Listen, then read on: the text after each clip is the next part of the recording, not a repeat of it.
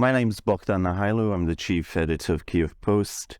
I'm very delighted to have as our guest today one of the most distinguished thinkers in Europe of our time, renowned journalist, writer, professor at Oxford of European Studies, a senior fellow at Stanford University of the Hoover Institute, Professor Timothy Garton Ash. Welcome. Great pleasure to be here. Now, I'll call you professor because though we have known each other for many, many years, decades in fact, and started off as journalists in Britain, I would like our audience to feel your sort of intellectual clout and what you bring to the table, to the discussion. I have in my hands your latest piece for the New York Review of Books called Ukraine in Our Future, which I thoroughly recommend to everybody. But let's start with Ukraine in our past. When you and I started off as journalists, you were writing on East Germany. There was a place called East Germany, and on Poland, your book, The Polish August. In a nutshell, how was Ukraine viewed or not viewed in those days, in the early 80s, say? Well, I'm afraid that apart from a few people like you who were writing about it, the operative word is probably not viewed. Because in the divided Europe of the 1970s and 1980s, people really thought of the Soviet Union and then Eastern Europe. And equated the Soviet Union with Russia. Of course. And that said, I think there was a historical consciousness about Ukraine. I came here a couple of times. But I think what really started opening up the conversation was when the outer empire of the Soviet Union in countries like Poland, East Germany, Czechoslovakia, Hungary collapsed in 1989, and then interest immediately turned to the inner empire, the Baltic states, Ukraine, and so on. So with the collapse of the Soviet Union, this is when people begin, but only begin, to take Ukraine seriously as a major European state. Yes, indeed. In 1989, 1990, even the Iron Lady, Margaret Thatcher, and President George Bush were, shall we say, a little reluctant to support the idea of an independent Ukraine. They preferred to have a reformed Soviet Union. Indeed, the famous and notorious Chick in Kiev speech. I just finished writing a personal history of contemporary Europe, a book called Homelands, which I'm glad to say is also coming out in Ukrainian, I hope later this year. And I described their meeting with Margaret Thatcher in March 1990 to talk about German unification. And she kept getting messages about the Baltic states, since March 1990, and her entire concern was about Mr. Gorbachev, keeping him in power. That was the attitude then. So it certainly wasn't the West that was pushing forward the disintegration of the Soviet Union. And have we seen something along these lines in relation to Putin, keeping him not so much in power? He is firmly entrenched in power, but doing business with him, Germany and France after 2014, supporting Ukraine over Crimea, trying to achieve a ceasefire perhaps in the Donbass, but essentially to remain on good business terms with the Kremlin and Mr. Putin. I think it varies from country to country, because Britain, of course, has been on bad terms with Russia for a long time. He's tried to kill our own citizens in our own country, as you know. But in the case of Germany and France, that is exactly right. Putin declared war on the West at the Munich Security Conference in 2007.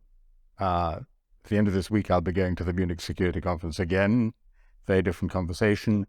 Georgia, 2008. But I think 2014 is really the turning point at which the West failed to turn. And I think where Western policy, particularly German and French policy, but Western policy more broadly, becomes culpable is post-2014. So where are we at now? 1 year into this horrible war, what are the main challenges and implications of what's happening, not just for Ukraine, but for Europe, the free world generally? Well, first of all, if anyone had said a year ago we would have the largest war in Europe since 1945 and it would be continue to raging a year later, no one would have believed it. I think almost nobody would have believed it. There's been a really positive development in Europe. We've just done some polling with the European Council on Foreign Relations, which is being released on the 22nd of February. Europeans have moved closer to the United States in wanting Ukraine to win. That's the good news. The bad news is China, India, and Turkey are much closer to Russia still, and actually want to end the war, even with Ukraine giving up a lot of territory. For me, the key questions at the moment are to get enough ammunition, enough weapons in fast enough for Ukraine actually to do an effective counteroffensive, starting probably in April, May, and really recapture a large part of its territory. That's point number one. And point number two, to keep up the political momentum so that you can start membership negotiations for the EU beginning of next year. Professor, are we seeing a reconfiguration of Europe? Britain left the EU, alas. But after Brexit, it's become more autonomous, more authoritative, forceful in foreign relations. And then we see this bloc in Eastern Europe, Central Europe, Poland, the Baltic states, Czech Republic, Romania, challenging, as it were, the dominance, de facto dominance of Berlin and Paris in making decisions for all of Europe. Ukraine now, and then Belarus, the Belarus factor, Belarus waiting in the wings for hopefully Ukraine to win and Lukashenko to be removed and to join Europe too, presumably. I think Brexit was a huge mistake because British support for Ukraine has been magnificent. It is the only thing for which I really admire Boris Johnson, because he's also the man who took us out of the EU. And by the way, it's completely cross-party.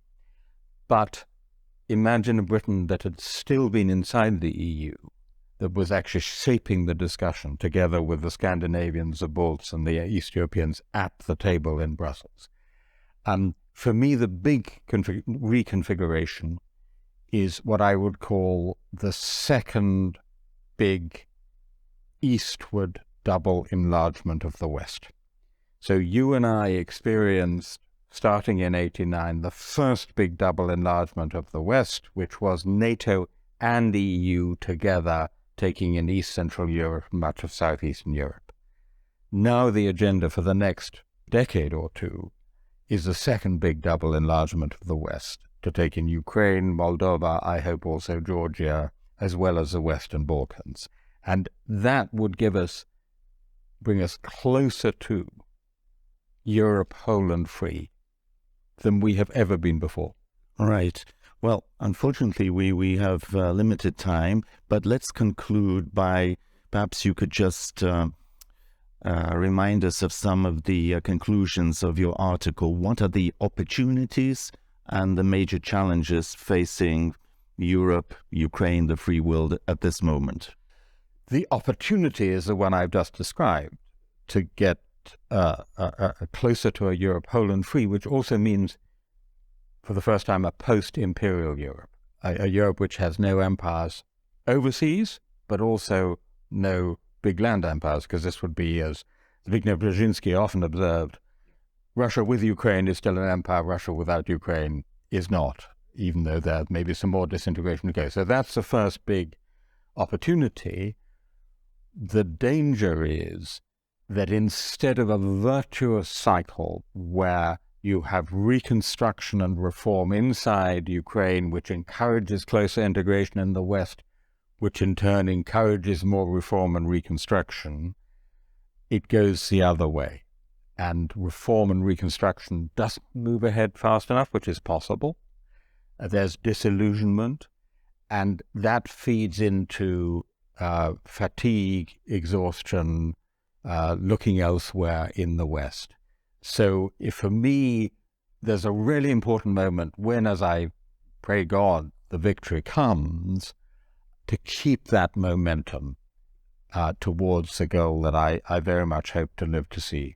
Professor Timothy Garton Ash, thank you for coming to Ukraine at this difficult moment in our history and in the history of Europe generally. Thank you for your support in your writing. Is there any final last message? What would you like to say to the readers of the Kyiv Post? One or two sentences Is there any takeaway that you would like to leave behind after this visit to Ukraine? Keep up the good fight, not just on the battlefield, but also in the cities and towns, in civilian life, so that we can have a genuinely free Ukraine in a free Europe, and Slava Ukraini. Heroem Slava, and Slava to all the intellectuals and writers who fight against disinformation on the right side of history. I've been talking to Professor Timothy Garton Ash. Thank you very much for gracing us with your presence in our studio, Kyiv Post, Kyiv. Great pleasure. Thank you.